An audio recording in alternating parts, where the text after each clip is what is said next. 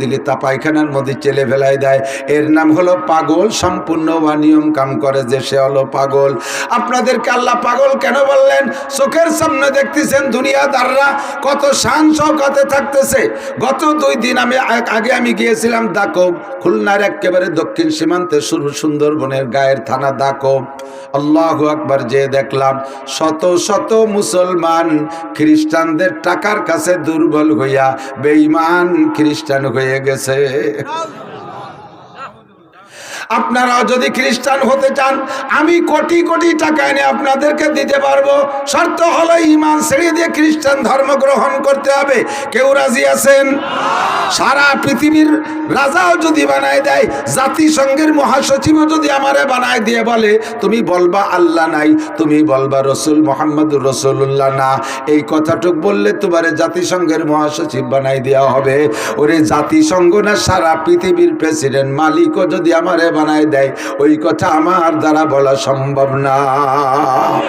আমার প্রাণপ্রিয় নগরকান্দা সালতা ফরিদপুরের যুবকরা, তোমরা যারা নামাজ কালাম পড়ো না, শরীয়তের বিধান মানো না, মদ গাঁজা বা ফেন্সিডিল হিরোইন খাইতেছো রাতের বেলা, দিনের বেলা জেনা ব্যভিচার করো, হাজারো অন্যায় করো, কিন্তু মুসলমানের সন্তান, তোমার নাম আব্দুল্লাহ, তুমি জীবনে একবার হলেও পড়েছো লা ইলাহা ইল্লাল্লাহ মুহাম্মাদুর রাসূলুল্লাহ, এই কলেমা পড়ে তুমি মুমিন হয়েছো।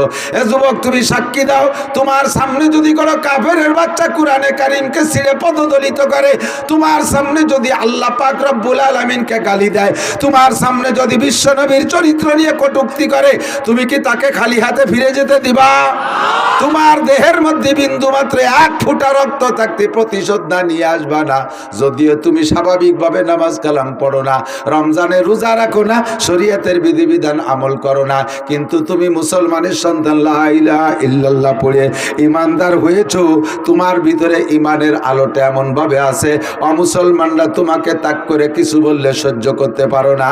এজন্য আল্লাহ পাক তোমাকে উপাধি দিয়েছে, তুমি অন্ধ জগতের অটল বিশ্বাসী পাগল। তুমি যখন অন্ধ জগতের অটল বিশ্বাসী পাগল, আল্লাহকে বিশ্বাস করো, আখিরাত মানো, কবর আযাব মানো, জান্নাত জাহান্নাম মানো, তুমি মুমিন। তোমাকে আমি একটা খাস অনুরোধ করি, আল্লাহ পাক বলেন ইয়া আইয়ুহাল্লাযীনা আমানুত্তাকুল্লাহ। এবার তুমি ইসলামের পর পরিপূর্ণ আমল করার জন্য তোমাকে একটা কাজ করতে হবে, সেইটা হলো ইত্তাকুল্লাহ। ভয় পাও দোস্ত, আল্লাহকে ভয় পাও, পাগলামি করো না, আল্লাহকে ভয় পাও। ইত্তাকুল্লাহ, ভয় পাবো, জোরে বলেন কাকে? লা নাকাফু আহাদান ইল্লাল্লাহ, আল্লাহ ছাড়া কেউকে ভয় পাই না, আল্লাহ ছাড়া কেউকে ভয় পাই না। আগুনরে ভয় পাই কতক্ষণ? আগুনের ভিতরে পুড়ে যদি মরে যাই, মরার পরে আর আগুনরে ভয় পাওয়া লাগে না। বাঘরে ভয় পাই কতক্ষণ? বাঘরে ভয় পাই কতক্ষণ? বাঘে ধরে ছিঁড়ে বুড়ে খেয়ে ফেলানোর আগ পর্যন্ত। বাঘে ছিঁড়ে বুড়ে খেয়ে ফেললে মারা গেলাম, আর মরার পরে বাঘরে ভয় পাওয়া লাগে না। সাপরেও ভয় পাই কতক্ষণ? কামড় দিয়ে মেরে ফেলবে, মরার পরে আর ওই সাপরে ভয় পাওয়া লাগে না। আমার আল্লাহকে ভয় পাবে, এজন্য দুনিয়ায় থাকতো যে আল্লাহ, মরার পরও সেই আল্লাহ, আখিরাতে যাওয়ার পরও সেই আল্লাহ। আল্লাহর সামনে থেকে একটা কদম আমাকে জবাব না দিয়ে সামনে বাড়ার উপায় নাই। নবী পাক বলেন লা তাযালু কদামা ইবনি আদম হাত্তা ইউসআলা আন আরবা।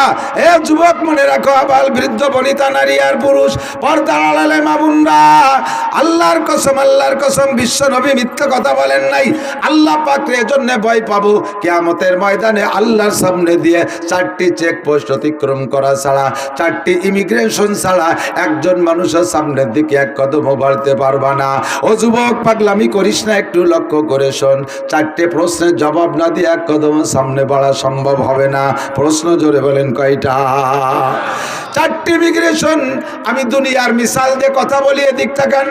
যারা বিমানে চড়ছেন বিদেশে যাওয়ার জন্য, তারা জানেন বিমানে উঠতে হলে, বিমানে উঠার আগে 4টি ইমিগ্রেশন হয়। বিমানের চেকের নাম হলো, ওখানে এয়ারপোর্টের পরিভাষা ইমিগ্রেশন মানে চেকপোস্ট।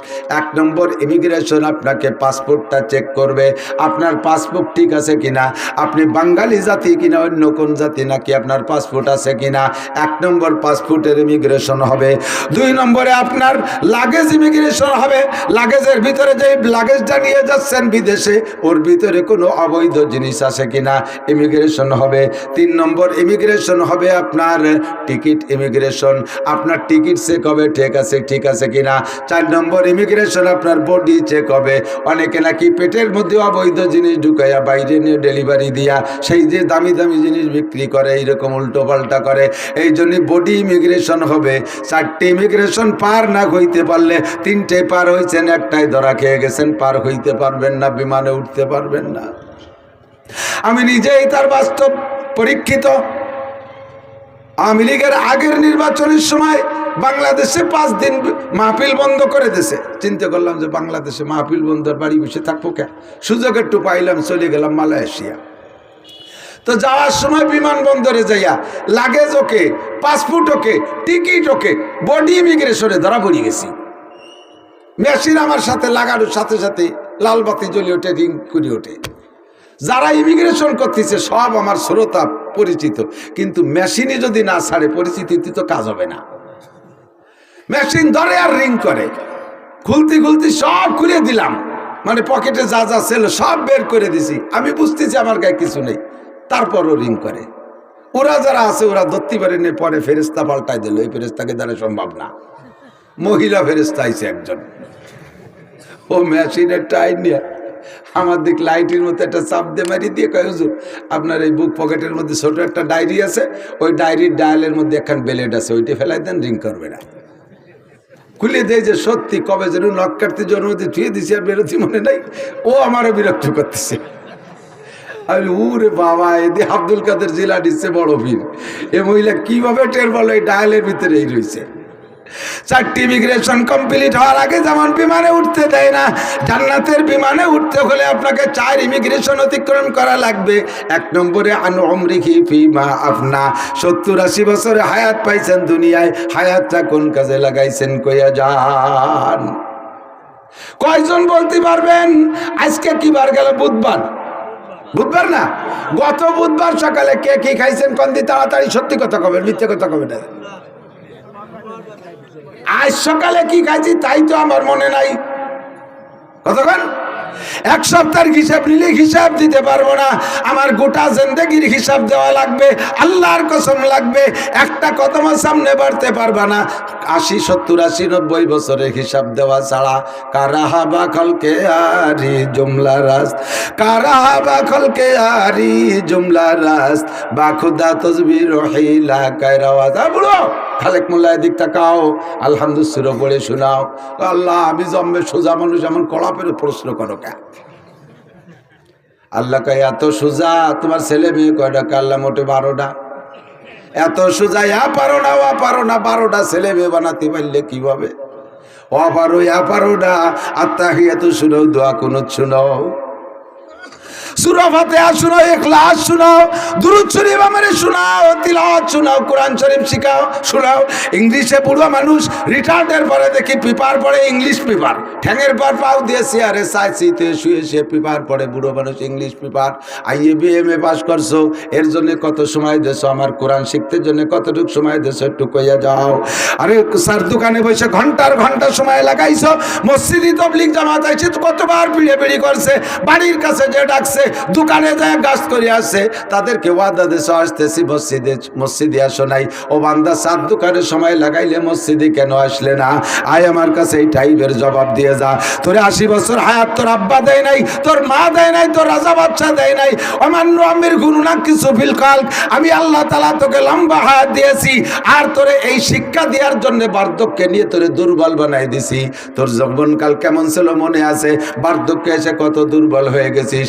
এ সময় পর্যন্ত মসজিদে যাইতে মনে চায় না।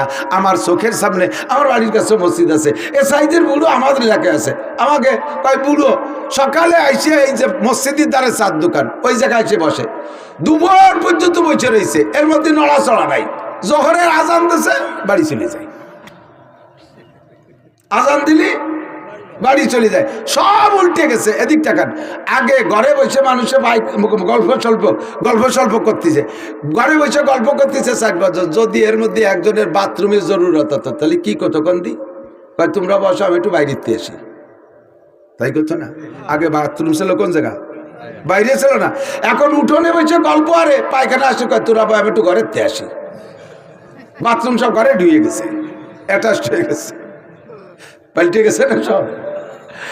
আগে মুসল্লিরা মাঠে ঘাটে কাজ করতো, চকের মধ্যে কাজ করতো, আজান দিলে কয় এ চল যাই মসজিদে যাই, কেউ যদি না যায় কয় তোরা কাজ কর আমি মসজিদে আসি।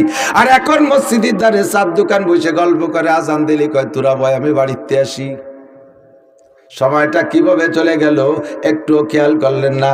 এই সময়ের হিসাব দেওয়া লাগবে কি লাগবে না?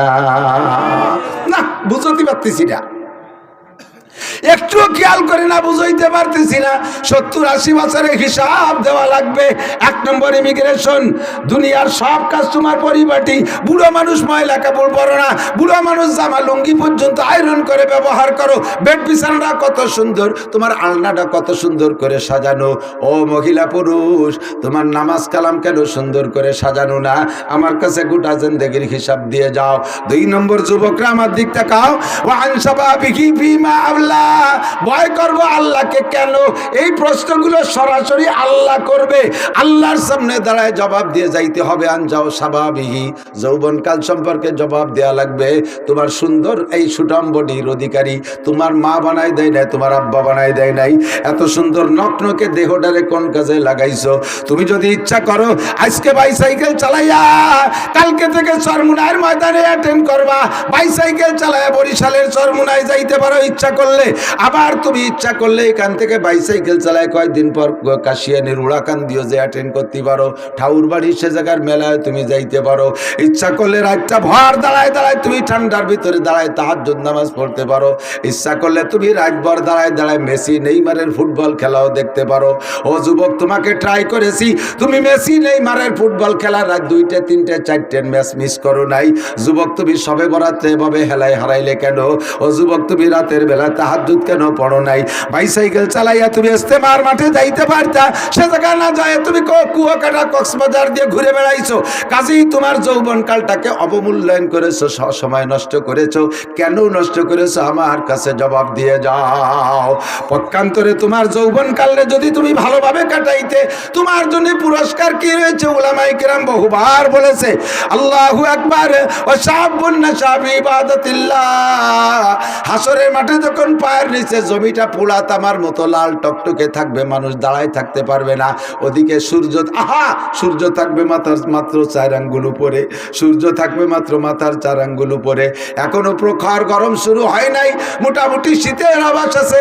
তারপরও মাঠে যায় পেঁয়াজের খাতে যাইয়া একটানা 2-4 ঘন্টা কাজ করা যায় না, কষ্ট হয়ে যায়, গরম লাগে, গাছতলা যে একটু বিশ্রাম নিয়ে আসা লাগে। আর সূর্যটা রয়েছে 9,30,00,000 মাইল উপরে। আরে 9,30,00,000 মাইল উপরের সূর্যের তাপ যদি সইতে না পারো, আল্লাহর কসম মাথার 4 আঙ্গুল উপরে সূর্য থাকবে, ওই সূর্যের তাপে পায়ের নিচে জমিটা পুড়ে তামা লাল হয়ে যাবে। চটপট করে বলবা, রব্বানা আখরিজনা মিনহা ফাইন শিতা আদখিলনাল জান্নাতা ওয়া ইন শিতা আদখিলনান নার। তোমার মেহেরবান আল্লাহ, মনে চাইলে জান্নাতে দাও, মনে চাইলে জাহান্নামে দাও, হাসরের মাঠ থেকে বের করো। এই জায়গা থাকতে পারছি না, সহ্য করতে পারছি না। ও যুবক, এই বিপদ মুহূর্তে যুবক আর যুবতী, তোমাদেরকে আল্লাহর নবী গোসাই গাছে হাত ধরে নিয়ে আরশে আজিমের নিচে বসাইয়া দিবে।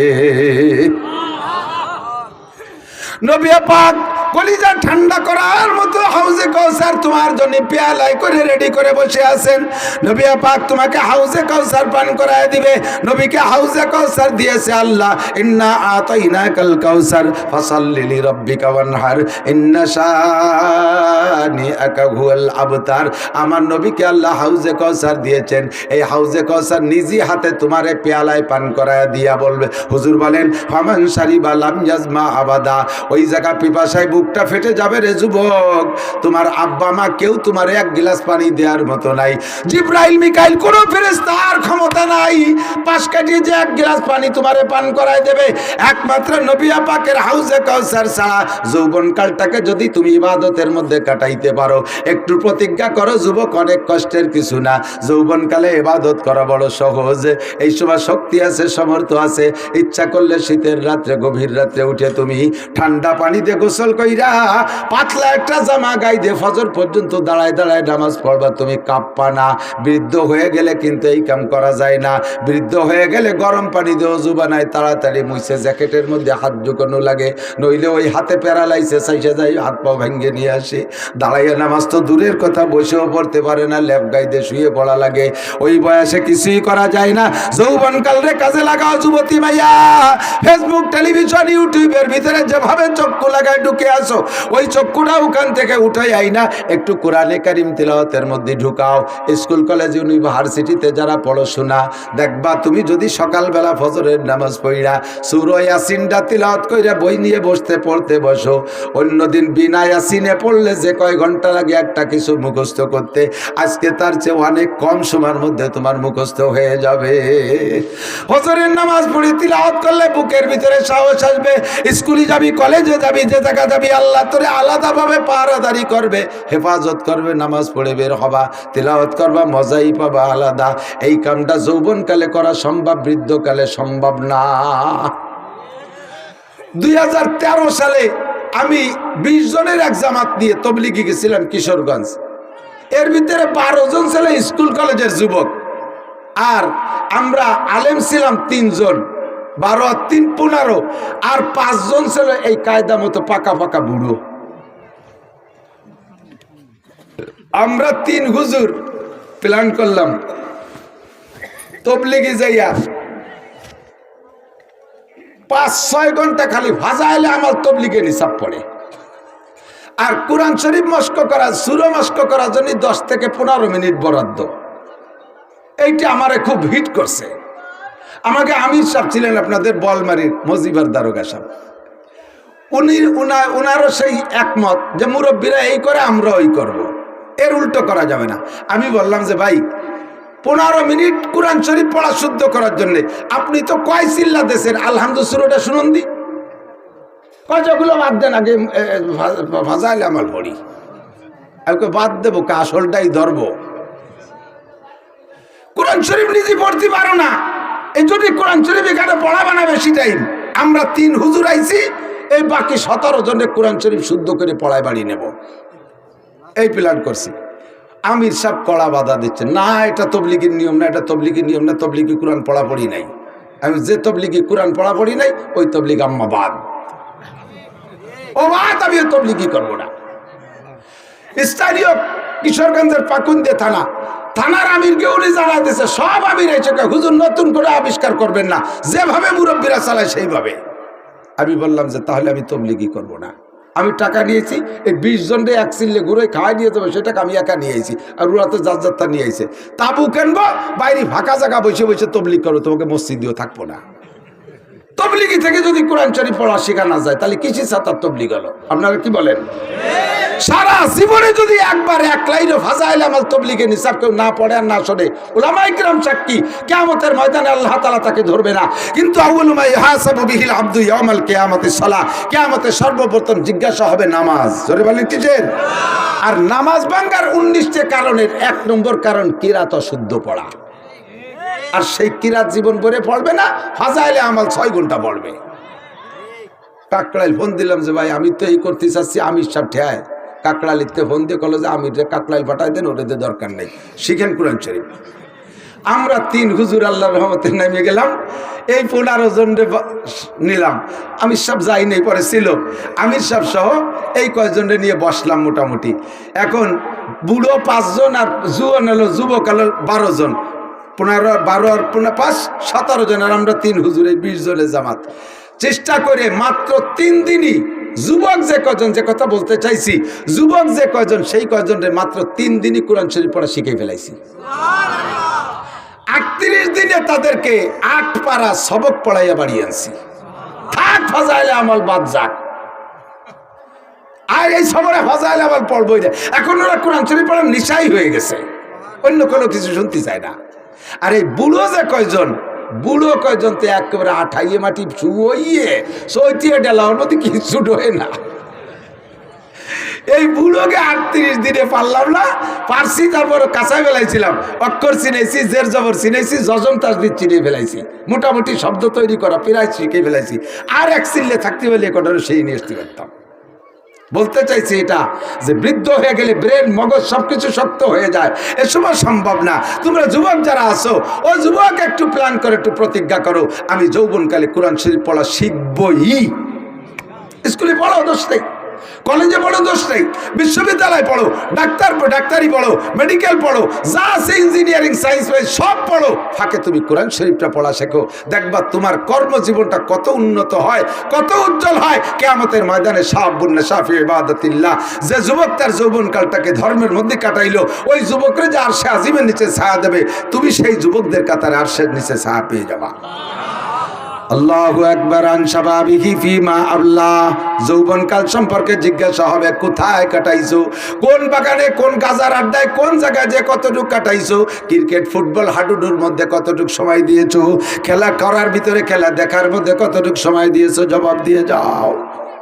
3 নম্বর ইমিগ্রেশন আন মালিহি, মাল সম্পর্কে জিজ্ঞাসা করা হবে, মিন আইন ইকতাসাবা ফিমা আনফাকা, এই মালের মালিক তুমি কিভাবে হইলে, কোত্থেকে কামাই করেছো, হালাল ভাবে উপার্জন করে হারাম ভাবে খরচ করেছো, এটাও তুমি অন্যায় করেছো। উদাহরণ নেন, দিক তাকান। ব্যাংক চালায়া টাকা কামাই করা বড় কষ্টের টাকা, হালাল টাকা।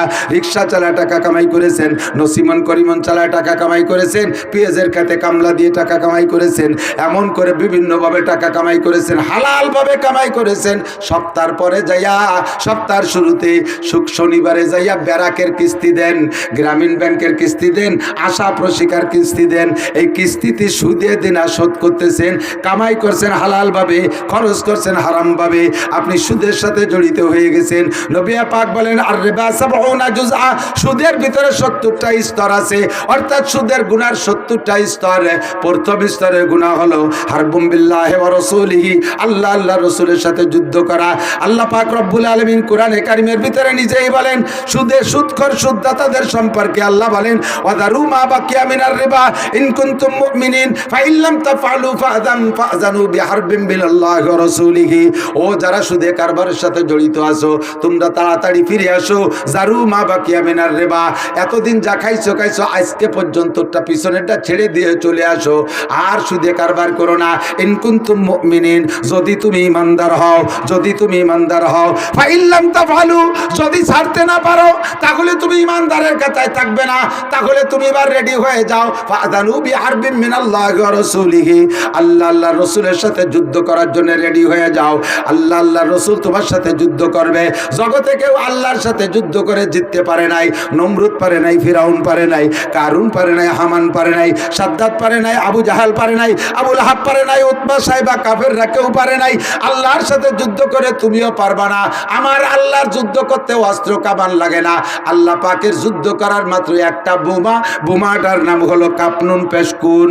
কোন বলার সাথে সাথে হইয়া যায়। সুদে কারবারের টাকা নিয়ে পেঁয়াজের খেতে লাগাইছো, ভরা পেঁয়াজ পেকে গেছে, পেঁয়াজ উঠাবা, তার আগে মাত্র 3 ঘন্টা বৃষ্টি দিয়ে পুরো মাঠের পেঁয়াজটা ডুবাইয়া পচাই দিতে পারে কি পারে না? ফাযানু বিহারবিন মিনাল্লাহি ওয়া রাসূলিহি, সুদে টাকা উঠাইয়া সেই টাকাতে মেয়ে বিয়ে দেছো, ও মাইয়ের বিয়েও লাস্টিং করবে না। মেলানির পরে তেলানি গিরনির আগে আগেই বিয়ে, বউতে মাইয়েটা 3 তালাক নিয়া একেবারে 3 চিল্লায় বাড়ি চলে আসবে। সুদে টাকা উঠাইয়া, ব্যারাকের টাকা উঠাইয়া ছেলেরে চাকরি দেছো, চাকরি লাস্টিং করবে না। সুদে টাকা উঠাইয়া সেই টাকা দিয়ে ছেলেরে বিদেশ পাঠাইছো, ইনকাম তো হবে না, বাক্স করে লাশও বাড়ি আসতে পারে। সুদে টাকা উঠাইয়া দোকানে পুঁজি বাড়াইছো, দোকানে আগুন লেগে ছাই ভস্য হয়ে যাবে, ঠেকাতে পারবা না। এ সবই আল্লাহ পাকের যুদ্ধ। সুদে টাকা উঠাইয়া ছেলেরে বিয়ে দেছো, বউটা লাস্টিং করে না, বাপের বাড়ি যাওয়ার পরে আর আসে না। সুদে টাকা উঠাইয়া নিজে বিয়ে করছো, ও বউও টেকবে না। সুদে টাকা উঠাইয়া সেই টাকা দিয়ে মুসলমানির অনুষ্ঠান করছো, ও মুসলমানিও টেকবে না। 2-3 বার দিয়ে আর বড় কাজে ফিরে আবার কাটতে হবে। সুদে টাকার মুসলমানিও লাস্টিং করবে না। জারু মা বাকিয়া মিনার রিবা, আল্লাহ কাছে যুদ্ধ আমি করব, আমার সাথে যুদ্ধ করে টিকবি না। 1 নম্বর গুনাহ, 70 গুনার 1 নম্বর গুনাহ। লাস্টে যাইয়া একেবারে 70 নম্বর, হ্যাঁ 70 নম্বরের সুদে গুনাহ। আপনাদের এদিক তো সুদে কারবার নেই? না না না, সবাই দাঁত মেজে ফেলাইছে। হ্যাঁ আছে। হাজারে হাজার টাকার সাথে 1 মণ পেঁয়াজ, এ সুন্নত আছে না? হাজারে হাজার টাকার সাথে 10 কেজি পাট, এ সুন্নত আছে না নাই? হাজারে হাজার টাকার সাথে 1 মণ ধান, হাজারে হাজার টাকার সাথে 100 টাকা। ওই টাকা 100 না দিতে পারলে পরের মাসে থেকে 1100 টাকা, 110 টাকা। চক্রবৃদ্ধি সুদ বাড়তে আছে না নাই? 70 নম্বরের গুনাহ যেটা, সুদখোর সাবধান হয়ে যাও। 70 নম্বর গুনাহ হলো আইয়ান কি আর রজুল উম্মা। সুদখোরের 70 নম্বরের গুনাহ হলো কোন পুরুষ যদি তার মারে বিয়ে করে। কাঁপে না কেউ? মারে বিয়ে করলে কি বিয়ে হয়? সারা দুনিয়ার সব রেজিস্টার এসে যদি আলাদা আলাদা খাতায় স্বর্ণ করে ছেলেরে মারে বিয়ে দিয়ে দেয়, এই বিয়ে কি বিয়ে হয়? দুনিয়ার অন্য জায়গাও জেনা করলে জেনা হয়, কিন্তু এইটা হলো জঘন্য। এই ভাষাটাই বলা বড় লজ্জাজনক। যেহেতু হাদিসের মধ্যে আসছে, যেহেতু হাদিসে আসছে তাই বলতে সাহস পাইলাম। মাকে বিয়ে করে মায়ের সাথে জেনা করা যেমন, সুদের 70 নম্বর গুনাহটা তেমন। যদি কেউ পারো মায়ের সাথে জেনা করতে, তাহলে সে আজকে থেকে সুদে কারবারের সাথে জড়িত থাকবা, ব্যারাকের সাথে জড়িত, অ্যাডামসের সাথে জড়িত, কারিতাসের সাথে জড়িত, বিআরডিবির সাথে লেনদেন, গ্রামীণ ব্যাংকের সাথে লেনদেন, আশার সাথে লেনদেন, যত সুদের সংস্থা আছে এবং পারিবারিক সুদ আছে, সামাজিক সুদ আছে, সুদে কারবার যতগুলো আছে সবগুলো সম্পর্কে আল্লাহর কাছে জবাব দেওয়া লাগবে। আন মালিহি মিন আইনা ইকতাসাবা ফিমা আনফাকা, কামাই করছো হালাল ভাবে, খরচ করো যাইয়া সুদের ভিতরে যাইয়া, এটা অন্যায়। 2 নম্বর, কামাই করছো হারাম ভাবে, হালাল ভাবে খরচ করছো। যেমন ঘুষ খাইয়া মোটা টাকা কামাই করে 50 লাখ টাকা দিয়ে মসজিদ করে দেয়, 50 কোটি টাকা দিয়ে কাবার গিলাপ বানায় দেয়, আইতকুর নেকিও হবে না, পুয়াডা নেকিও হবে না। বরঞ্চ হাদিসে আসে লা সাদকাতা মিন গুলুলিন, হারাম মালের সদকা আল্লাহ কবুল করে না। ইন্নাল্লাহা লা ইয়াকবালু ইল্লা বিত-তাইয়্যিব, আল্লাহ পবিত্র দান ছাড়া গ্রহণ করে না। তুমি দিয়েছো মসজিদ বানাইয়া, ওই মসজিদে নামাজ পড়ে আরবিটারা জান্নাতে যাবে, তবে মসজিদের বিনিময়ে যেটা পাওনা ছিল তুমি পাবা না। ইন্নামা ইয়ামুরু মাসাজিদ আল্লাহি মান আমানা বিল্লাহ, আল্লাহ কয় যারা মসজিদ নির্মাণ করে তাদেরকে আমি ইমানদার বলে মেনে নেই, তাদেরকে মোমেন বলে আমি সার্টিফিকেট দিয়ে দেই। কিন্তু তুমি সুদে টাকা, হারাম টাকা, ঘুষের টাকা, চোরা টাকা, ডাকাতি করা টাকা দিয়া মসজিদ বানাই দেছো, একটা নেকিও পাবা না। সুদে টাকা, হারাম টাকা দিয়ে মাদ্রাসা বানাই দেছো, নেকি পাবা না। হারাম টাকা দিয়ে তুমি মসজিদে কি বলা হয় কোরআন শরীফ কিনে দেছো, মাদ্রাসায় একটা নেকিও পাবা না। বরঞ্চ নেকির নিয়ত করলে, খেয়াল, নেকির আশা করলে বেঈমান হয়ে যাবা। কেন?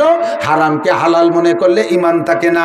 ক্বালান নবী সাল্লাল্লাহু আলাইহি ওয়াসাল্লাম মা আমানা বিল কুরআনে মান ইস্তাহাল্লা মাহারিমাহু, কুরআনে যাকে হারাম বলছে তাকে যদি তুমি জায়েজ মনে করো, কুরআনে যাকে হারাম বলছে তাকে যদি হালাল মনে করো, কুরআনে যাকে না জায়েজ বলছে তারে যদি জায়েজ মনে করো, তাহলে তুমি বেঈমান হয়ে যাইবা।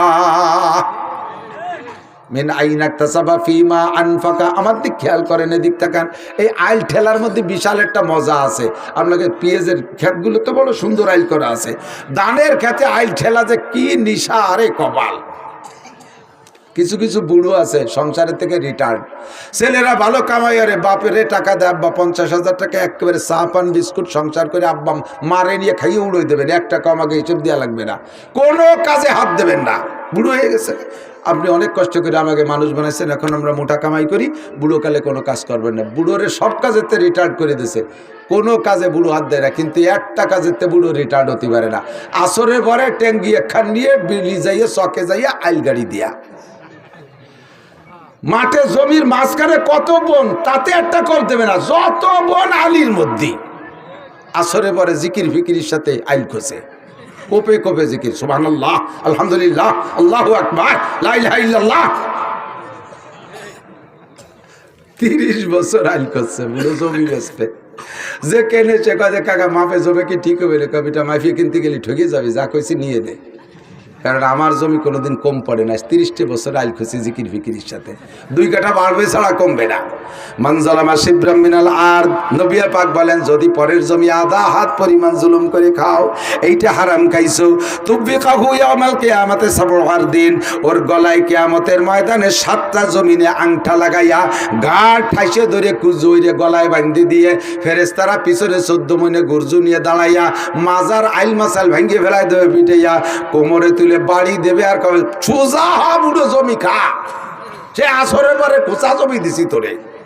জম্মের খা খা, হারাম ভাবে কামাই করে ফসল হারাম, সব কিছু হারাম। এর কারণে দোয়াও কবুল হয় না, দোয়াও কবুল হয় না। মাল সম্পর্কে জিজ্ঞাসা আল্লাহর কাছে হতে হবে কিনা, কথা বলেন, জিজ্ঞাসিত হতে হবে। দুনিয়ার মানুষের কাছে জিজ্ঞাসা করে যে কয়েক বছর আগে ফখরুদ্দিন, ইয়াজউদ্দিন, মঈনুদ্দিন, তিনউদ্দিনের বাংলাদেশ ছিল না? এই আওয়ামী লীগের এই 16 বছরের আগে তত্ত্বাবধায়ক সরকারের সময় গেছে না, এটা মনে আছে না? সেই সময় তিনউদ্দিনের বাংলাদেশ, ফখরুদ্দিন তত্ত্বাবধায়ক সরকারের প্রধান, ইয়াজউদ্দিন প্রেসিডেন্ট আর মঈনুদ্দিন সেনা প্রধান। তিনউদ্দিনের কাছে বাংলাদেশের দুই দলের নেতা নেত্রী ধরা খাইছে কি খাই নাই? কতক্ষণ ওনাদের কাছে প্রশ্নের জবাব দেওয়া লাগছে। কয় প্রশ্নের? 4টে। নামাজ, রোজা, হজ, যাকাত, কুরবানি, ফরজ, ওয়াজিব, সুন্নাত, মুস্তাহাব, ইশরাক, আমিন, তেলাওয়াত, পর্দা, কিছু না। ওই 4 প্রশ্নের ভিতরে 3 নম্বর প্রশ্নের জবাব দেওয়া লাগছে। নেতাকে ডেকে ডেকে কয় মিনাই নাক্তাসাবা ফিমা আনফাকা, তুমি নগরকান্দা সালতাইতে আসলিয়ে এই বেসতে ভ্যানে ভ্যানে ডাকা আসলে আইটিয়ে একটা ছেঁড়া গেঞ্জি একখান ভাঙ্গা সুটকেস নিয়ে তুমি 20 তালা দালান বানাইলি কি এরিয়া? এই এক প্রশ্নের জবাব দিয়ে যাও। মিনাই রাখতেছে বা ফিমা আনফাকা, এই 20 গাড়ির মালিক হইলে কে রে? তেলের পাম্পের মালিক হইলে কি করে? গাজীপুরে গার্মেন্টসের মালিক হইলে কি করে? তোমার এই 50 পর 200-500 বিঘে জমি রাখলিয়া এই নগরকান্দা সালতার বিল ধরে রাখিবেন, এই টাকা কোথায় পাইল কাকা? এইটুক হয়ে যাও। এই কতি যাইয়া ফখরুদ্দিনের কাছে জবাব দিতে যাইয়া বহুত নেতাগোতা মুহাজিরে ইন্ডিয়া হিজরত করে ইন্ডিয়া চলে গেছে, হিজরত করে লন্ডন, হিজরত করে সিঙ্গাপুর। আর যেগুলো ধরা পড়ছে রমজানের আগেই সেগুলোরে এতেকাফে বসাই দিয়েছে জেলখানায়। কতক্ষণ না গা? মাত্র এক প্রশ্ন। কয় প্রশ্ন? মানুষের সামনে মানুষের প্রশ্ন দিতে যদি আটকে যান, আল্লাহ কাবুল হাকিমের সামনে ও ভাই হারাম খেয়েন না। রাস্তাঘাটে পয়সা পড়া রইছে, হ্যাঁ রাস্তাঘাটে পড়া লকেট বলে একে। রাস্তাঘাটে কিছু পাইলে সেইটা ধরে নেবেন না। 2-5 টাকার নোট দেখলি ডাক দেয়, এ কার টাকা পড়ছে? কত কাকা? 5 টাকা। 5 টাকা। এই জন্য উনি এলান করতেছে যদি 1000 টাকার নোট পায় তাহলে শেষ আর এলান আসে না। কতক্ষণ? ঠিক না? নামাজি মানুষ 1000 টাকার নোটের কাছে শীত হয়ে পড়েন।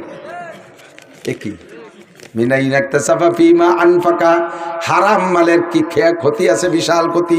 মাঝে মাঝে তো বলি, এই যে আমাকে বিশ্ব রোড যখন প্রথম হয়েছে সেই সময় প্রথম এত ভালো রোড তার এপাশে ছিল না, ঢাকা খুলনা হাইওয়ে যেটা।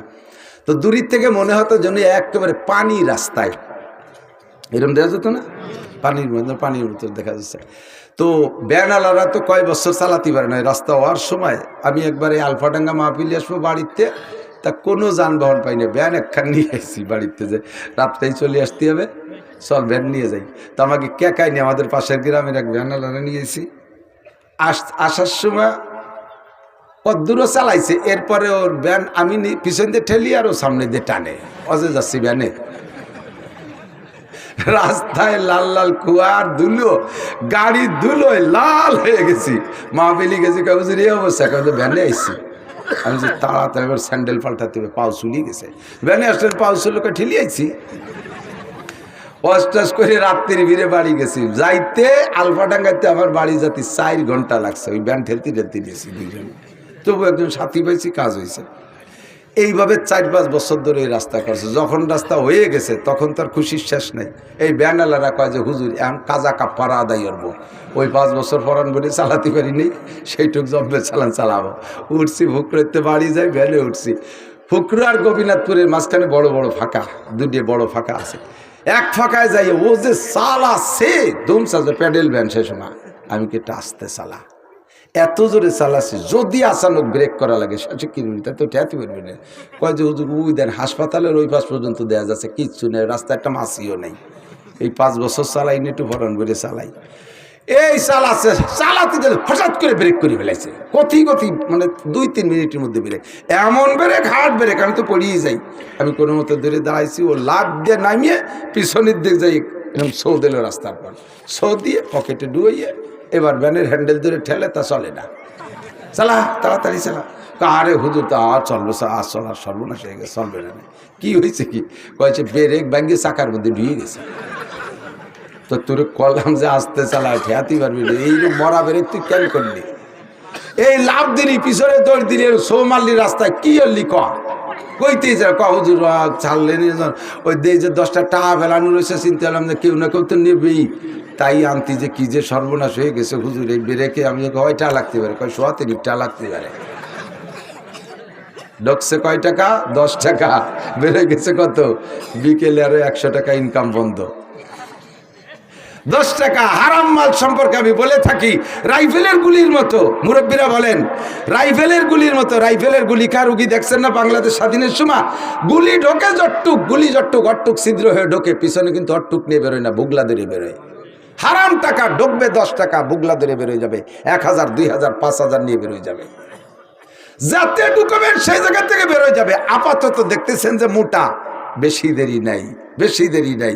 আমার কাছে অনেক মনে হয়, আল্লাহ পাক রব্বুল আলামিনের কাছে অনেক না, অনেক সময় না, একটু পরে 2-5 বছরের ভিতরে দেখবেন বিস্ফোরণ শুরু হয়ে গেছে। দোকানটা পুড়িয়ে গেল কেন? দোকানটা পুড়িয়ে গেল কেন? এমন মারাত্মক রোগ কেন হবে? আমি তো নিজেরাই অভিযোগ করি, যদি কখনো রোগ হয় আমি অভিযোগ করি, আমাকে খুঁজি, কেন আমার রোগ হবে? আমার রোগ হতে পারবে না, আমি হারাম খাই না, আমার কেন রোগ হবে? হাত দিয়ে দেখেন বড় বড় মারাত্মক এইগুলো কেন হচ্ছে? পিছনে যত বড় সুফি বলেন আর দরবেশ বলেন, অর্থের উপরে হাত দেন, আপনার চোখ খুলে যাবে সমস্যাটা কেন আসছে। হারাম মাল ভিতরে ঢুকলে ইল্লা মাশাআল্লাহ, ব্যতিক্রম কোন আল্লাহ ওয়ালা বুজুর্গানে দিনকে আল্লাহ পাক রব্বুল আলামিন পরীক্ষার জন্য, তাদের ঈমানকে পুক্তা করার জন্য, তাদের পরীক্ষা করার জন্য কেউ আল্লাহ ছোট বড় বিভিন্ন কিছু দিয়ে থাকতে পারে, ওইটা আমার অভিযোগ না। কিন্তু বাকি আমার দৈনন্দিন জীবনযাপনে কোনো অর্থদণ্ডী আমি মেনে নিতে পারবো না। আমাকে যদি হারাম টাকা ভিতরে ঢুকাই ফেলি, তাহলে অবশ্যই এর জবাব আমাকে দিতে হবে। মিনাই নাকতাসাবা ফিমা আনফাকা, রাস্তায় পড়া জিনিস আপনি যদি খুঁটে খুঁটে নেওয়ার অভ্যাস থাকে, আপনার সন্তানও ভালো হবে না। আমার দিক খেয়াল করেন, একেবারে চাক্ষুষ প্রমাণ দোস্ত। আমার বাড়ির কাছে আমার এক স্বাস্থ্য ভাই আছে, তার রাস্তার পাশে একটা আম গাছ আছে, বড় সুন্দর একটা আম গাছ, বড় বড় খুব ডকের আম হয়। ওই গাছে রাস্তার উপরে একটা আম পড়ছে। আমার ছোট্ট মেয়েটা 3-3.5 বছর বয়স হবে, কথা বলতে পারে। আমটা পাইয়ে সেই বাড়ি যে বলতেছে, কাকি আপনার গাছের আম পড়ছে। ওর কাকি শুনে কান্দি দিতেছে, কয় কি আর ঠুক ভাইয়া আম নিয়ে এসে বাড়ি আগে দিতে। ওর কাকি বলতেছে, না আমা তুমি নিয়ে যাও।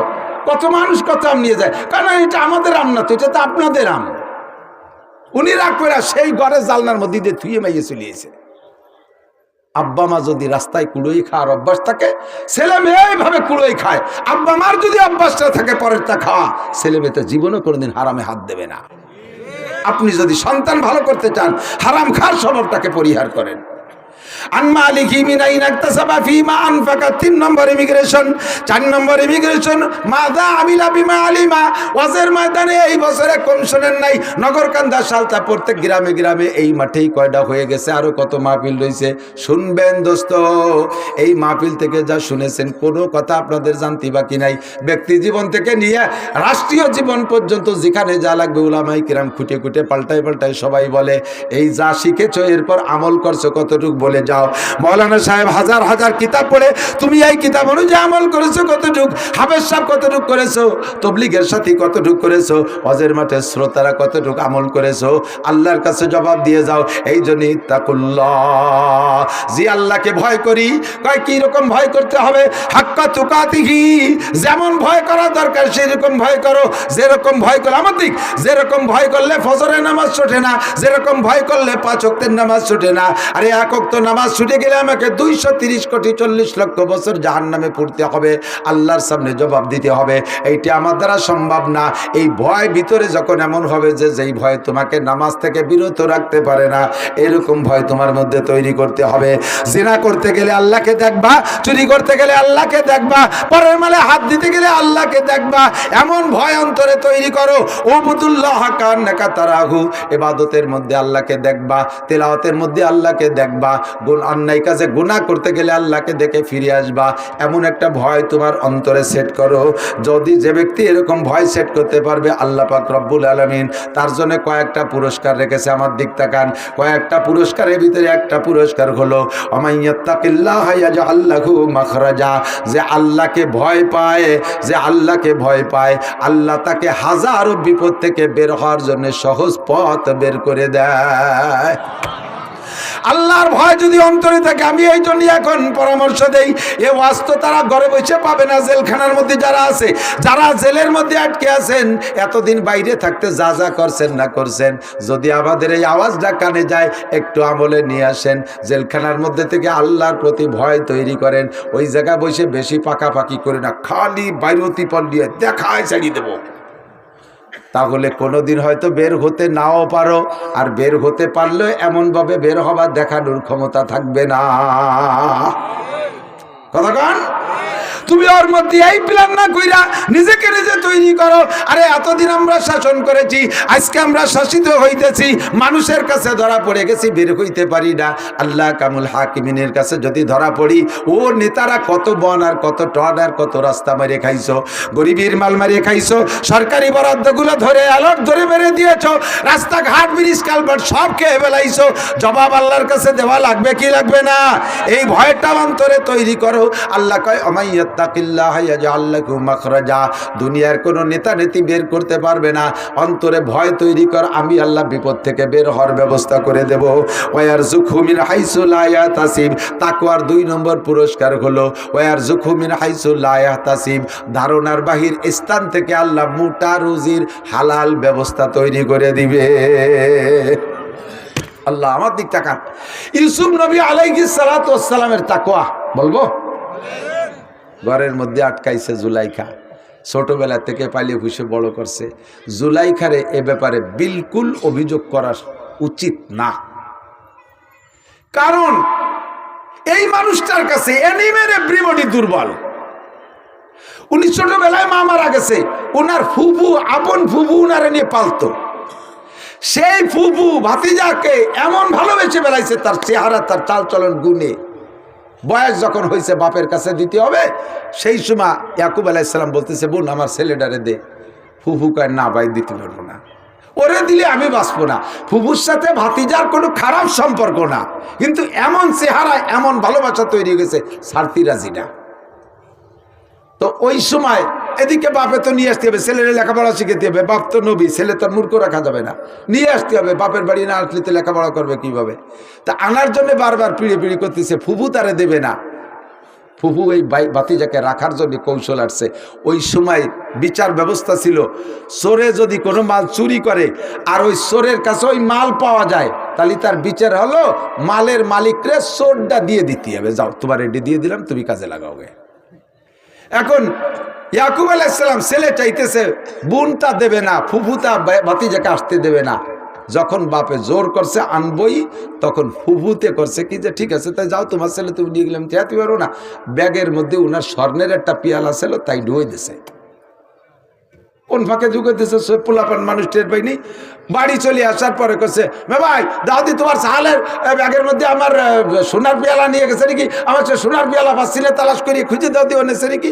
ব্যাগ খুলে দেয় যে সে সোনার পেয়ালা ওর ব্যাগের মধ্যে। কয় যে তাহলে শরীয়তে যে বিচার আছে, এই দেশের বিচার অনুযায়ী তোমার ছেলেরা আমার বাড়ি দিতে হবে। শুধু ভাতিজারে ভালোবেসে এই কৌশল তৈরি করছে। লাস্টে যে একটা কথা আছে, হযরত ইউসুফ আলাইহিস সালামকে জুলাইখা তো এই জামেলে ফেলাইছে, তারপরে বাপে ভালোবাসছে বিদায় উনারে কুয়োর মধ্যে ফেলাইছে, জেলখানায় রাখছে। জেলখানার কয়েদিরা ওনার পরে এমন আশেক হয়ে গেছে, তা তো আর বলার না। লাস্টে যুবকরা, জেলখানার যুবকরা এসে কয়, ভাই আপনার সাথে দোস্ত পাঠাবো, আপনার সাথে বন্ধুত্বতা করবো। উনি কয়, তোকে পায়ে ধরি, আমার আর কেউ ভালোবাসিস নে, আমার আর কেউ ভালোবাসিস নে। আমার 3 বার 3 জনে ভালোবাসে, 3 বিপদে ফেলাইছে। ফুফু প্রথম ভালোবাসে, আমার চোর বানাইছে। আব্বা ভালোবাসার কারণে ভাইরা কুয়োর মধ্যে ফেলাইছে। জুলাইখা ভালোবাসার কারণে জেলে আইছি। ফিরে তোরা ভালোবাসতে আমার ফাঁসি হয়ে যাবে না, আর কেউ ভালোবাসিস নি আমার আর ভালোবাসার দরকার। তো জুলাইখা ওনার কাছে সত্যি দুর্বল। যখন মিশরের মেয়েরাও অপবাদ দিয়েছে জুলাইখা, তুমি আজিজে মিসর হইয়া, মিশরের আজিজে মিসরের স্ত্রী হইয়া, মিশরের প্রেসিডেন্টের বউ হইয়া একটা বাড়ির গোলাম ছেলের সাথে এই কাম কেন করতে গেলে? তোমার মতো চরিত্রহীন হয় না। তখন উনি ওই ইন্তজাম করছে যে মেয়েদেরকে দাওয়াত দিয়েছে, 100 মেয়েকে তাদের সামনে ফল দিয়েছে, ছুরি দিয়েছে ধারালু, যে যেই ফল কাটিয়ে খাতে, লেবু বা মালটা এই জাতীয় কিছু হবে, যাটা কাটিয়ে খেতে। তো উনি বলছে যে আমি যখন বলবো তোমরা লেবুতে পোজ দাও, ওই সময় পোজ দিবা। সবাই লেবু হাতে ধরাই দিয়া বলছে যে পোজ দাও, এই পোজ দাও 1 2 3 কর সময়। ইউসুফ রে কইছে তুমি সেই সময়ের মধ্যে ঢুকবা। ইউসুফ আলাইহিসসালাম তখন ওরা যখন পোজ দিছে, ওই পোজ দেবে, এই সময় ইউসুফ আলাইহিসসালাম রুমের মধ্যে ঢুকছে। ওরা ওই পোজ দিতে যাইয়া ইউসুফের দিক নজর পড়ছে, চোখ ওই দিক চলে গেছে, পোজও দিয়া হয়ে গেছে। 100 মহিলার আঙ্গুল কেটে গেছে। সমস্ত মেয়েরা এক বাক্যে বলে উঠছে, আপনার কোনো দোষ নেই, জায়গা মাজুর, অসম্ভব। এই চুহা চেহারা সামনে থাকবে আর নিজেকে কন্ট্রোল করবা, এটা সম্ভব না। 7টা দরজা ঘরের ভিতরে। বাচ্চা যখন অফিসে চলে গেছে, আগের থেকে মিস্ত্রি ডেকে, এমনিতে আমাদের এখন তো অনেক ধরনের লক হয়েছে, দরজায় তালা তুলে হয়েছে, আর সে সময় বাইরে থেকে শিকড় তালা দেওয়া যাইতো, ভিতর দিয়ে খিল আটকাই দিতে হতো ঘরের ভিতরে। তো সেইভাবে ছিল খিল, কিন্তু খিল যদি আটকাই দিয়ে ইউসুফরে এভাবে অ্যাটাক করে, তো ইউসুফ খিল খুলে খুলে চলে যেতে পারে। এই জন্যে মিস্ত্রি ডেকে আগে কড়া লাগাইয়া ভিতরে তালা সিস্টেম করে দিয়েছে, যাতে তালার চাবি থাকলে আমার কাছে খুলতে পারবে না। এইভাবে 7টা দরজা আটকাইয়া তালা দিয়ে ভিতরে নিয়ে সামনে একেবারে খাস রুম, জগতের কেউ নাই, এক আল্লাহ ছাড়া দেখার কেউ নেই। জুলাইখা মূর্তি পূজারী ছিল, মোশরেক ছিল। সে মূর্তি, তার যে ওই রুমের ভিতরে যে মূর্তিটা পূজা করে, সে মূর্তির মাথা কালা কাপড় দিয়ে বাঁধিয়ে ঢেকে থুয়ে দিছে।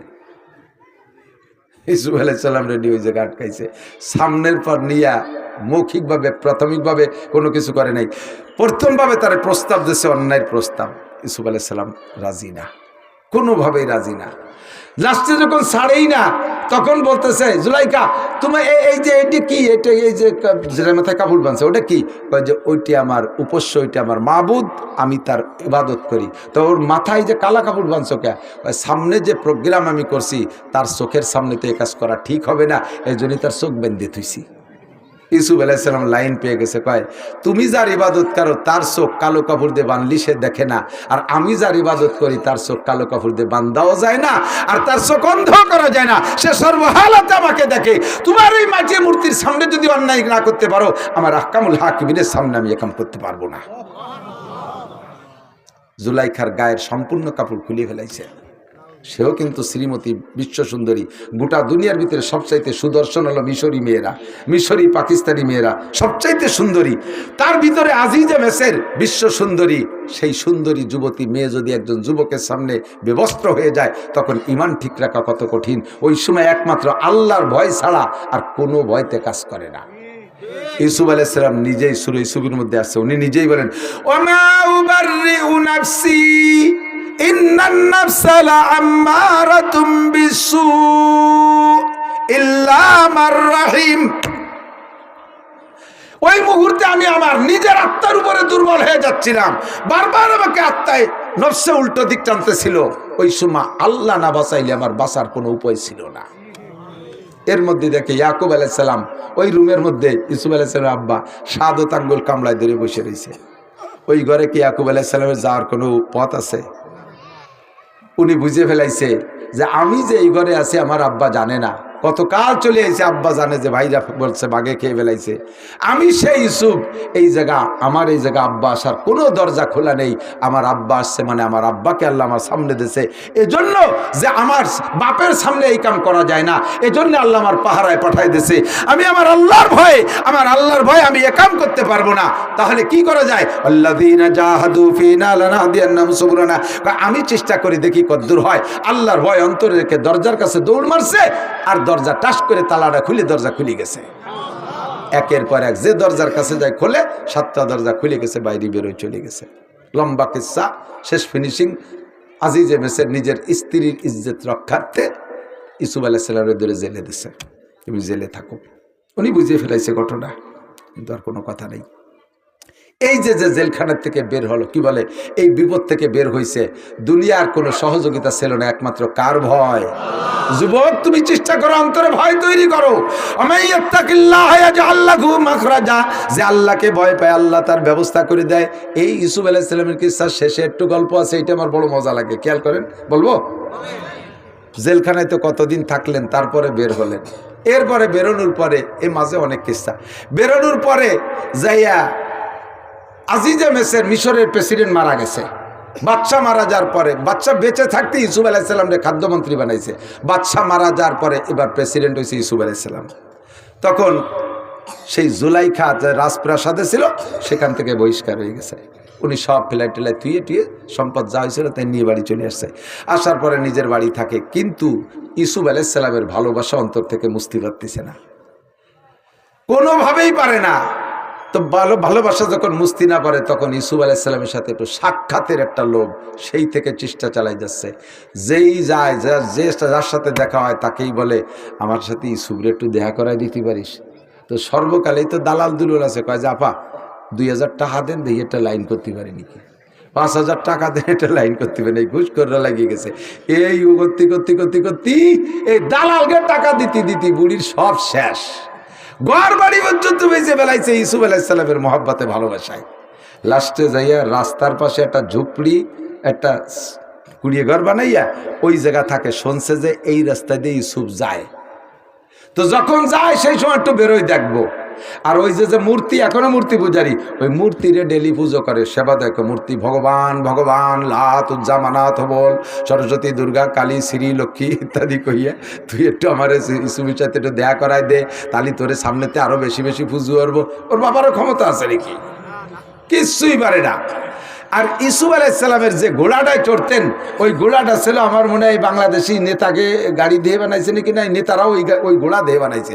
এই ঘোড়ায় পিঠে ইউসুফ আলাইহিস সালাম বসার পরে, উনি বসার পরে, আগে না, আগেও না পরেও না, উনি বসার পরে এরপরে নাক দিয়ে একটা শব্দ বেরোইতো, ওই যে সাইরেন, গাড়ির সাইরেন শব্দ না, এইরকম একটা শব্দ যা 3 মাইল দূরিতে শোনা যেত।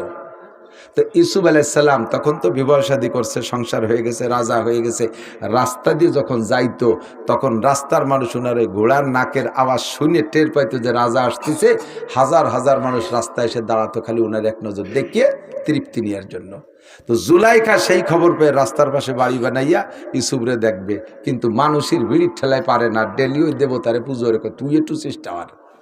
আজকে শেষ দোয়া করে পাইছে, আজকে যদি তুই আমার ব্যবস্থা না করতে পারিস, তাহলে তোর একদিন আর আমার 2 দিন, তোরে আমি দেখাই ছাড়িয়ে দেবো। আজকে পুজো পাঠবো না, যাতায়াত করে টেনে রাস্তায় গেছে, যে 2-3 মিনিট আগে চলে গেছে। আইসে ওই দৈরে ঠ্যাং দৈরিয়ে দোমা আষাঢ়, পাথরের তো ভাঙ্গে নেই, টুয়ে দিছে। তারপর ভগবানের তো একেবারে বেশি মারা যায় না। পরের দিনে ভগবানরে বাদ দিয়ে আলাদা কায়দায় পাক্কা ইমান তৈরি করে অজু বানাইয়া সিজদা দিয়ে বলতেছে, রব্বে কারিম, ইউসুফের রব তুমি। উনার রব তা তো উনি জানে না এখনো, তুমি ইউসুফের রব, তোমার কাছে প্রার্থনা, রব তুমি আমাকে ইউসুফের সাথে দেখা করাই দাও। কান্নাকাটি করে রাস্তায় গেছে, যাওয়ার সাথে সাথেই দেয় যে ইউসুফ আলাইহিস সালাম সবে মাত্র আসছে। উনিও গেছে আর ইউসুফ আলাইহিস সালাম আসছে, হাত ছানি দিয়েছে। তখন জুলাইখার চেহারা টেহারা কিচ্ছু নাই, সিনার মতো কোনো রং নাই, চোখের পুতুলি উপর দিয়ে ঝুলে চোখ বন্ধ হয়ে গেছে, অন্ধ হয়ে গেছে, দেখে না। চামড়া ঝুলে গেছে, গলার চামড়া গরুর গলকম্বলের মতো ঝুলে গেছে, কিচ্ছু নাই, কুজো হয়ে গেছে। ওই অবস্থায় বুড়ো মানুষ হাত ছানি দিয়েছে, দাঁড়ান রাজা মহারাজ একটু দাঁড়ান। ইউসুফ আলাইহিস সালাম ঘোড়াকে দাঁড় করে দাঁড়াইছে, নামার পরে দাঁড়ার একটু নামবেন? জি নামছি। নবী তো, ওনার তো উম্মত। কি খবর, কি ব্যাপার? আপনি কি ইউসুফ? বলে জি। আপনি আজিজের মিসরের বাড়ি ছিলেন যে ইউসুফ, সেই ইউসুফ? জুলাইখাকে দেখে ইউসুফ আলাইহিস সালাম চিনতে পারতেছে না, আর কিছুই নাই, সেই রং তামাশা কোনটা নাই, চিনতে, আর ছিঁড়া ভাঙ্গা কাপড় দিয়ে চিনারও কায়দা নাই। জি আমি সেই ইউসুফ, আমি তৎকালীন খাদ্যমন্ত্রী ছিলাম, পরে আজিজে মিসর মারা যাওয়ার পরে মিশরের বাদশা বানাইছে আমাকে আল্লাহ তাআলা, তা আপনাকেই আমি খুঁজতেছি। আপনি যদি সেই ইউসুফ হন তাহলে তো আপনি নবীও? বলে জি। তাহলে নবী হলে তার দোয়া আল্লাহ কবুল করে, আপনি কি আমার জন্য 2টা দোয়া করবেন? আমার 3টে দাবি আপনার কাছে, 3টে দাবি কি আপনি পূরণ করবেন? তো বললেন যে যদি পূরণ করার মতো হয় করবো। বলেন, যে বেশি খারাপ কিছু না। 1 নম্বর দাবি হলো, আপনি যদি আল্লাহর কাছে দোয়া করেন আল্লাহ আমার চোখ 2টে ভালো করে দিত, আমি তাহলে এটা আপনার চেহারাটা পরাণ বইয়ে দেখতাম। তো আপনি কি সেই ইউসুফ কিনা, আপনাকে একটু আমার ভালো করে চিনিয়ে দেখার শখ। তো ইউসুফ আলাইহিস সালাম দোয়া করলেন, আল্লাহ মহিলাটার চোখ ভালো করে দাও।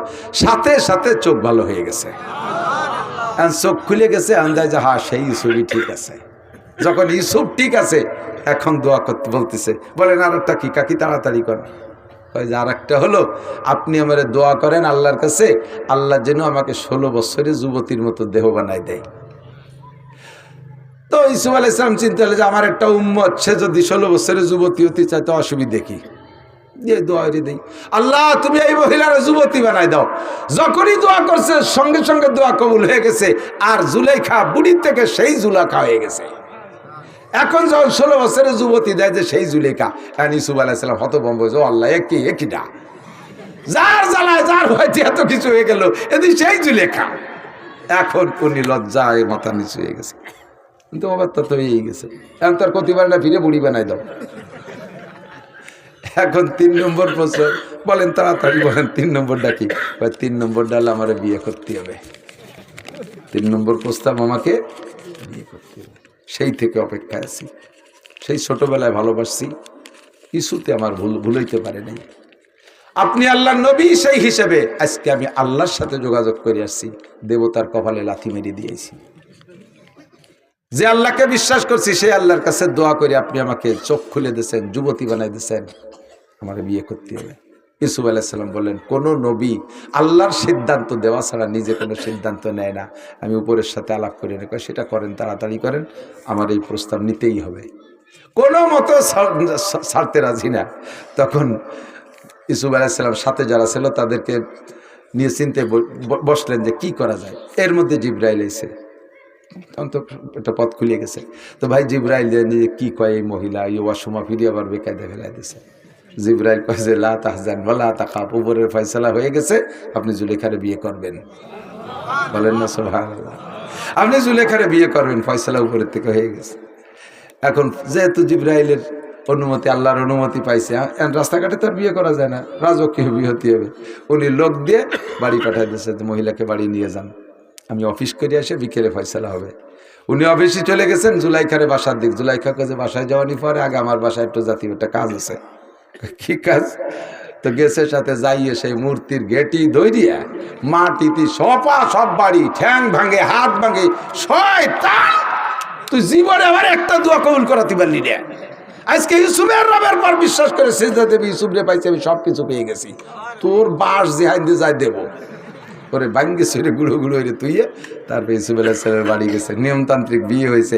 আল্লাহর এমন কুদরত, আল্লাহর এমন কুদরত। ইউসুফ আলাইহিস সালামের আগে বিয়ে করা আরও স্ত্রী ছিল, কাহারও সন্তানের কোনো সনদ খুঁজে পাওয়া যায় না। তফসিরে জালালাইন হাসিয়ার ভিতরে ওই বাইরে, মানে হাসিয়ারও বাইরে বেকা লাইনের ভিতরে লম্বা 2 লাইনের মধ্যে এই গল্পটা সংক্ষেপে লিখছে যে অন্য কোনো স্ত্রীর থেকে সন্তান আছে বলে তা খুঁজে পাওয়া যায় না। বুড়োকালে এই জুলাইখারে বিয়ে করার পরে 3টে সন্তান হয়েছে। তার এক সন্তানের নাম মানসা, এক সন্তানের নাম মানসা। দেখেন কোথায় যায়, সবকিছু করনেওয়ালা কে? এই মানসার মেয়ের নাম হলো লাইয়া। লাইয়া, লাইয়ার অপর নাম মারিয়া, রহিমা। লাইয়ার আর এক নাম কি? রহিমা। এই রহিমা হযরত আইয়ুব আলাইহিস সালামের স্ত্রী। কোথা থেকে কোথায় ঘুরে ঘেরাইয়া কিভাবে নিয়ে জায়গায় জোড়াই দিয়ে আবার সুন্দর একটা নবীওয়ালা নসল জারি করে দিয়েছে। ক্ষমতা কার? যে আল্লাহকে ভয় পায় আল্লাহ তার জন্য বিপদ থেকে বের হওয়ার রাস্তা খুলে দেয়। দারুণার বাহির স্থান থেকে রিজিকের ব্যবস্থা করে দেয়। তাকওয়ার 2 নম্বর ফলাফল। 3 নম্বর ফলাফল আমার দিক তাকান। আল্লাহ কয় ইন্না আকরামাকুম ইনদাল্লাহি আতকাকুম। দুনিয়ায় তোমাদের মধ্যে অনেক সম্মানী মানুষ থাকতে পারে, আরে সামনে বসে সম্মান করো, চলে যাওয়ার পরে গালি দাও, আছে না নাই? বড় বড় অফিসাররা আসে, পুলিশের অফিসাররা বিশেষ করে আসলে জবরদস্তি, এই সার সার সার সার আইছে, ডাবপাড়ি খা, আমপাড়ি খা, এটা পাড়া উঠে মুরগি সময় দিয়ে এটা ওটা খাওয়াইয়ে জম্মের কান খাওয়াইয়ে বাড়িতে বিদে দেওয়ার পর শালা বেটা শালাইছে সাইসে চুলিয়ে সাফ করে দিয়ে গেছে। গালি কে গালি না, এই খাওয়া তারে সম্মানের খান খাওয়া নেই। সরবুনের পীর সাহেব, মুফতি আব্দুল গফফার সাহেব, মৌলানা ইসমাতুল্লাহ কাসেমি, মৌলানা লিয়াকত আলী সাহেব, ইয়াহিয়া মাহমুদ সাহেব, হুজুরের ভাই, ইন্দ্রাই বড় বড় মানুষ আসলে খাওয়াইয়া কি যে খুশি হয়। হুজুরি আমি নিজে খাদেমদের খাইছি, হুজুর খাতিও পারে আলহামদুলিল্লাহ, খুব সুন্দর। শেষে যা ছিল তা আমি দিয়ে দিছি, হুজুর কিন্তু যত্ন সহকারে নিয়ে গেছে। 1 মাস 2 মাস পর্যন্ত গল্প করে, আনন্দ প্রকাশ করে। এর নাম হলো রেজকে কারিম, সম্মানের খানা, সম্মানের খানা। ওগো খাওয়াইছো, যাওয়ার পরে গাইলিও 14 গোষ্ঠী উদ্ধারে দাও, আর এনাকে খাওয়াইয়া জীবন ভরে গর্ব করো। এটা হলো সম্মান। এটা কি? আর এই সম্মান পায় কে? যার ভিতরে আল্লাহর ভয় যত বেশি সে তত বেশি সম্মান পায়। এরপরে আল্লাহ পাক রব্বুল আলামিন বলেন উদখুলু ফিস সিলমি কাফা লা তামুতুন্না ইল্লা ওয়া আনতুম মুসলিমুন। হে দুনিয়ার মানুষ, তোমরা দুনিয়ার থেকে মরতেই হবে, মরা ছাড়া একজনের উপায় নাই, বাইসে থাকতে কেউ পারবে না, তবে মরার আগে তোমরা মুসলমান হয়ে মরবা। নড়াচড়া হবে না। এদিক তাকান, আমি বলে থাকি ওয়াজের মাহফিলটা হলো গাই দোয়ানোর মতো, যাইয়েই বান ধরে টান দিলে দুধ বেরোয় না, বাসুদ্দে কিছুক্ষণ পানাতি আয়, পানানোর পরে দোয়ানোর সময় যদি বালতি সরাই নিয়ে যায় দুধ বেরোবে না। ওয়াজের সিস্টেম শুরুতে বিভিন্ন কিছু দিয়ে খানিক ফানাই টানাই নিয়ে শেষে যায় দোয়ানোর সময় যদি কয় চল যাই আর বসে থাকতে মনে চাচ্ছে না, তা ফানানোর সময় দোয়ানোর সময় বালতি সরাই নিয়ে বাড়ি চলে গেলে কিছু বাড়ি যাবে না। আখেরি ফানা, আখেরি দোয়ানো হলো দোয়া মোনাজাত, দোয়া করবো আল্লাহর কাছে, ঠিক না? একটু বসতে হবে। আমারও কষ্ট হয়ে যাচ্ছে, কত পারা যায়, এখন সেই সেপ্টেম্বরেতে শুরু করছি, প্রত্যেক রাত্রে 2 তো আসেই, 3 4, এবার সিলেট যে একদিন 5টা করছি, দিনই একটা রেজাল্ট করি, আপনার বক্তা আছে ওকে বাড়িটা করছি দিনই, রাত্রি সে জাফলংয়েতে শুরু করছি, ওই যে জাফলং শিক্ষা সফরে যাও ওই জায়গাতে শুরু হচ্ছে, রাত্রি 4 করে ক্লান্ত হয়ে গেছে, পরের দিন আবার 3 করে তারপরে আইসি। 2 3 4 তো ডেলি চলতি তালে আছে, পারা যায় আর কত। আপনারা মোহাব্বত করেন, নগরকান্দা সালতার মানুষ বিশাল মোহাব্বত করেন। আমার শ্রোতা জগতে সবচাইতে বেশি আপনারা আর মাগুরা আলারা। আলহামদুলিল্লাহ, আমার গোপালগঞ্জের মানুষ আমার কথা শোনে, গোপালগঞ্জেও দিনে দুপুরে মাহফিল হলিল। তো আপনারা বসার কারণে ভালো, আমি যাই বলি আপনারা শোনেন, সেই খাতেরেই বলি। এই কথাগুলো বহুবার বলছি, শোনা কথাই বলতেছি, তার ফাঁকে ফাঁকে যদি কিছু শেখার থাকে শিখবেন। আল্লাহ পাক বলেন লা তামুতুন্না ইল্লা ওয়া আনতুম মুসলিমুন, মুসলমান না হয়ে মরো না। জানতে চাইলাম আল্লাহ মুসলমান তো হয়েছে কটটুকুতেও, তা তো ভালোই বুঝে উঠতে পারতেছি না। আল্লাহ কয় মুসলমান হতে হবে সবটুক, একেবারে পূর্ণ মুসলমান। ওয়ালা তামুতুন্না ইল্লা ওয়া আনতুম মুসলিমুন ইয়া আইয়ুহাল্লাযীনা আমানু উদখুলু ফিস সিলমি কাফা, ইসলামের মধ্যে ঢুকলে পূর্ণ ঢুকবা, আধা বিধে হবে না। আবার তুমিনুনা বিবাযিল কিতাব ওয়া তাকফুরুনা বিবায, কোরআনের কিছু মানুষ যেটা ভালো লাগে, নামাজ ভালো লাগে পড়ো, রোজা ভালো লাগে না রাখো না, রোজা ভালো লাগে রাখো, আবার তারাবি ভালো লাগে না পড়ো না, এরকম 50-50 আধা বিধে হবে না। পাক্কা মুসলমান হয়ে আমার কাছে আসবা, উদখুলু ফিস সিলমি কাফা। আল্লাহ বলেন ইসলাম কি? নবী পাককে বলতে বলছেন, নবী পাক বলেন বুনিয়াল ইসলাম আলা খামস, ইসলামের ছাদ দেওয়া হয়েছে 5টা খুঁটির উপরে। ইসলামের ছাদ কয়টা খুঁটি? 5টা খুঁটি। 5টা খুঁটির উপরে যদি একটা ছাদ রাখা হয় তাহলে ছাদটা থাকে। আমি দেখা একটু প্র্যাকটিক্যালে দেখেন, এদিক তাকান, এই ছাদটা আছে 5টা খুঁটির উপরে, আছে না? একটা খুঁটি যদি বাদ মার খেয়ে যায় তাহলে ছাদটা থাকবে না, একটা খুঁটি বাদ দিয়ে দিলাম, ছাদটা পড়ে গেছে। 2 বাদ দিলেও বলবে, 3 বাদ দিলেও, খুঁটি যত কমবে তত ছাদ দুর্বল হবে। আর আমার আপনার ভিতরে অনেকের ভিতরে 5টা খুঁটির 4টেই মার খাইছে, হয়তো এর ভিতরে কোনো মতে ইমানের খুঁটিটা একটা আছে। 1 নম্বর খুঁটি হলো আশহাদু আল্লা ইলাহা ইল্লাল্লাহ ওয়া আশহাদু আন্না মুহাম্মাদান আবদুহু ওয়া রাসূলুহু। 1 নম্বর খুঁটি হলো কলেমায়ে শাহাদাত, অন্তর থেকে বিশ্বাস করে মুখে স্বীকার করা, এই খুঁটিটা আছে। 2 নম্বর খুঁটি ইকামিস সালাহ, নামাজ কায়েম করো। 2 নম্বরে ইতাই যাকাত, পয়সা হলে যাকাত দাও। মৌসুমি ফসল, আমরা শুধু আমার খেয়াল, এটা জরুরি কথা খেয়াল করেন। অনেক জানা কথার ভিতরে 2-একটা জরুরি কথা, অজানা কথা এসে যায়। আবার জানা থাকলেও সেটা বর্তমানে ফিরে আলোচনা জরুরি। সেই হিসেবে বলি, আমরা মনে করি শুধু সোনা দানা, সোনার উপর আর নগদ টাকার উপরে জাকাত দিতে হয়, আর কোনো জায়গায় জাকাত নেই। নো, আমাদের এলাকার যত জমি আছে না, মুফতিয়ারে কেরাম জরিপ করে দেখেছেন, অধিকাংশ জমি হলো উশরি জমি। আর জমির ফসল জমি যদি উশরি হয়, এর ফসলের ওসর দেওয়া ওয়াজিব। পরিমাণ কেমন? যে ফসল ফলাইতে খরচ যেমন, ওই ফসলের উপরে ওসরের হার সেরকম। যদি ফসল ফলাইতে খরচ কম হয়, মানে মোটেই খরচ না হয়, তাহলে দিতে হবে 10 ভাগের 1 ভাগ। যেমন আমাদের দেশে, আমাদের ওই অঞ্চলে হয় কলাই মুসুরি, জাস্ট শুধু বুনোই রেখে আসে, চাষও দেওয়া লাগে না, পানি চলে যাওয়ার পরে বুনোই রেখে আসে, আর পরে যে কাটিয়ে নিয়ে আসে, সার ওষুধ পানি কীটনাশক কিচ্ছু দেওয়া লাগে না, এ দিতে হবে 10 ভাগের 1 ভাগ। আপনাদের এলাকায় যে বাঁশ বাগান আছে না, বাঁশ বাগান, যদিকের বাঁশ থাকে, বেশ বাঁশ আছে, এই বাঁশের থেকে আপনার বছরের খরচের পরে যে বাঁশ থাকবে গুনিয়ে প্রত্যেক 10টা বাঁশের 1টা বাঁশ গরিব মিসকিনকে দিয়ে দিতে হবে। এটা বাঁশের ওষুধ দিতে হবে, এটা আপনার জমিনের ফসল, এটা জমিনের ফসল। আম বাগান আছে, যে আম বাগানের আম বিক্রি করেন, নিজেরা খাওয়ার পরে ব্যবসা বাণিজ্যের ভিতর দিয়ে যাইয়া লাস্টে বিক্রি করে যাক যে কয় টাকা হবে তার 10 ভাগের 1 ভাগ দিতে হবে, এটা উশরি জমিনের আম। আর বাঁশ 10টা 1টা দিতে হবে। অথচ বাঁশ যদি হুজুররা সাথে যায়, বাঁশ তো ভালো বাঁশ দেয় না, হিয়ালা বাঁশ দেয়, যে হাইন দিয়ে যায় সে হিন্দে দেয়। আর যদি হুজুরকে সাথে জ্ঞান যাবে আমাকে ওই পাশে এবার দিচ্ছে হুজুরকে আইয়ালাম আস, কারণ আমরা হুজুর রাতে হুজুর আর সব পাবলিক এলো আমলিগ, পাবলিক সব আমলিগ। আমাকে এলাকার বিলেতি ডাকলে নৌকো নৌকো শোনা যায়, এত আমলিগের আমলিগ।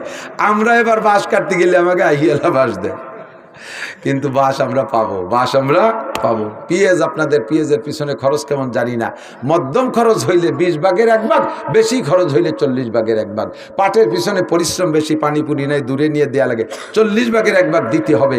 এই 40 ভাগের 1 ভাগ দেওয়ার আগ পর্যন্ত কালেকশন আসে যারা, তাদের সাথে চোখ রাঙ্গানি করতে পারবেন না। যদি করেন আল্লাহ তাআলা আগামীবার দেখায় ছেড়ে দেবে। এবার পেঁয়াজ কালেকশনে গেছে, যত কাটা পেঁয়াজ, ছোট পেঁয়াজ, ফুটো পেঁয়াজ তাই দিয়েছেন। আল্লাহ পাক কয় যে মৌলবীরা তোরা রাগ করিস না, যা দেশে নিয়ে আমি আগামীবার দেখাই দেবানি। বড়া পেঁয়াজের খ্যাত পাইকে গেছে, এত বড় বড় পেঁয়াজ, 3 দিন 3 রাত ধুমসা বৃষ্টি দিয়ে পচায় জায়গায় শেষ। আল্লাহ বুঝলো না, আল্লাহ বুঝলো না, এই সময় আল্লাহ বুঝলো না। আল্লাহ আমি তো গত বছরতে বুঝতে বুঝতে এই বলতে আইছি, পচা পেঁয়াজ কাটা পেঁয়াজ দিলি কিরমটা তাই বুঝানোর জন্য বৃষ্টি দিয়ে ডুবই দিছি। দেখ খেলা কারে কয়। দান কালেকশনে গেলে চিটিয়ে দান, আগাইলে দান, মাটনে দান, খেড়িও দান, এই দেবে হুজুরকে, কড় করিয়ে দান দেবে না। মৌলবীরা তো যদিও নিজেরা না খায়, মাদ্রাসার জন্য আছে, ভালো তা দিলি খুশি হয়, বেশি দিলি খুশি হয়। বতি কষ্ট হলে ওই কষ্টের কষ্ট মনে হয় না, বেশি দিলি ছাত্ররা খুশি হয়। আর ওই যে 1 পোয়া ঈশ্বর গাড়ি ওইটা দিন বইরে গ্রাম বইরে ঘুরে বেড়াতে বাড়ি বিরক্ত লাগে। যে বাড়ি যাবো বস্তা ভরে যাবে, ধম করে থুয়ে আসবো, আবার নেবো, আবার কষ্ট হলে এটা মজা আছে। তো সাইডে সিটে দান আগাইলে দান দিছে, কয় হুজুর আমার ভালো লাগতেছে আর কালেকশন করতে মনে হচ্ছে। আল্লাহ কয় না, শোনো একটু ঘুরে এসো, এই যদ্দূর ঘুরবা অদ্দূরের মধ্যে আগামীবার খেলা হবে। যে বাড়ি গেছে সে বাড়ি সিটে আগাইলে মাইটে খেড়িও দিছে। আল্লাহ একেবারে পুরো শখ ধরিয়ে ডাঙ্গা ধরিয়ে আগামী বছর পাকা ধানের ভিতরে ঝড় দিয়ে শিল বর্ষণ দিয়ে সব জায়গায় শেষ করে দিছে। ধানের ফুল যখন বেরোইছে ওই সময় হালকা একটা বাতাস দিয়ে দিয়েছে, ফুল ঝরে গেছে, সব ধান ছিটিয়ে পড়ে গেছে। যে বুঝতে হবে 50 মন, সেই ক্ষেত্রে হয়েছে মাত্র 5 মন, 45 মন হয়েছে সিটিয়ে। আল্লাহ বুঝলো না, আল্লাহ বুঝলো না। বেড়া ক্ষেত্রে 30,000 টানছিলাম, তা দিবানি খুঁজে কাটতে।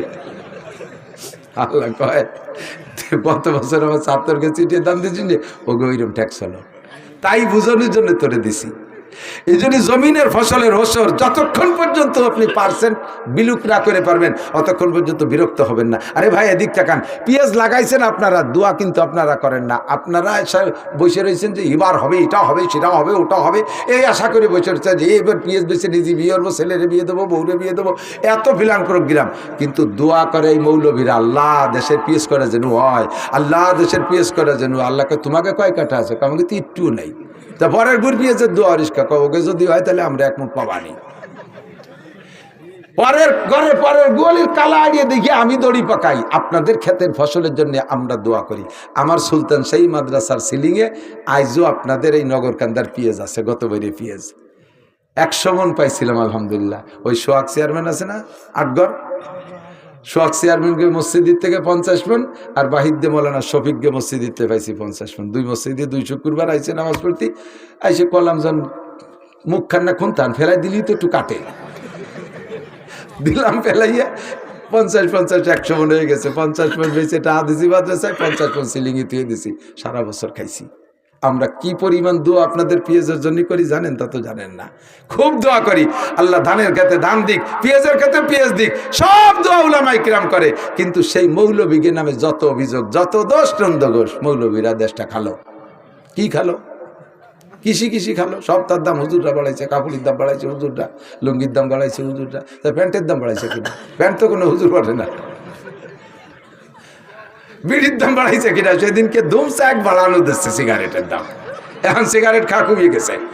আমি যে আল্লাহরে যে কি খুশি হয়েছি যে আল্লাহ ইউনূস সরকারের পর আর কিছু নইলে সিগারেটের দাম বাড়ানোতে আমি দারুণ খুশি হয়ে গেছি।